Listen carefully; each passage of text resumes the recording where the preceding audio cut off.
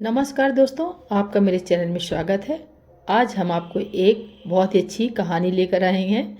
बहुत ही रोचक मनोरंजक है। हरे घोड़े की कहानी। एक शाम राजा अकबर अपने प्रिय बीरबल के साथ अपने शाही बागीचे की सैर के लिए निकले। वह बागीचा बहुत ही शानदार था। चारों ओर हरियाली ही हरियाली थी और फूलों की भीनी भीनी खुशबू वातावरण को और भी खूबसूरत बना रही थी। ऐसे में राजा को जाने क्या सूझा कि उन्होंने बीरबल से कहा, बीरबल, हमारा मन है कि इस हरे भरे बगीचे में हम हरे घोड़े में बैठकर घूमें। इसलिए मैं तुम्हें आदेश देता हूँ कि तुम 7 दिनों के अंदर हमारे लिए एक हरे घोड़े का इंतजाम करो।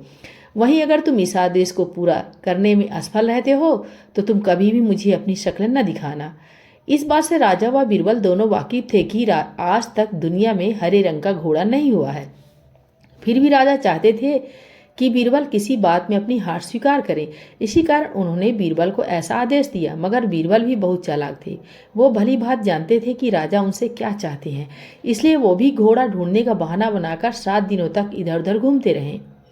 8वें दिन बीरबल दरबार में राजा के सामने पहुंचे और बोले, महाराज, आपकी आज्ञा अनुसार मैंने आपके लिए हरे घोड़े का इंतजाम कर लिया है, मगर उसके मालिक की 2 शर्तें हैं। राजा ने उत्सुकता से दोनों शर्तों के बारे में पूछा। तब बीरबल ने जवाब दिया, पहली शर्त यह है कि उस हरे घोड़े को लाने के लिए आपको स्वयं जाना होगा। राजा इस शर्त के लिए तैयार हो गए। फिर उन्होंने दूसरी शर्त के बारे में पूछा।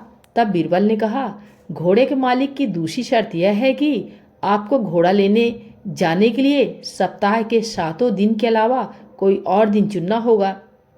यह सुन राजा हैरानी से बीरबल की ओर देखने लगे। तब बीरबल ने बड़ी सहजता से जवाब दिया, महाराज, घोड़े का मालिक कहता है कि हरे रंग के खास घोड़े लाने के लिए उसकी यह खास तो शर्तें माननी ही होगी। राजा अकबर बीरबल की यह चतुराई भरी बात सुनकर खुश हो गए और मान गए कि बीरबल से उसकी हार मनवाना वाकई में बहुत मुश्किल काम है।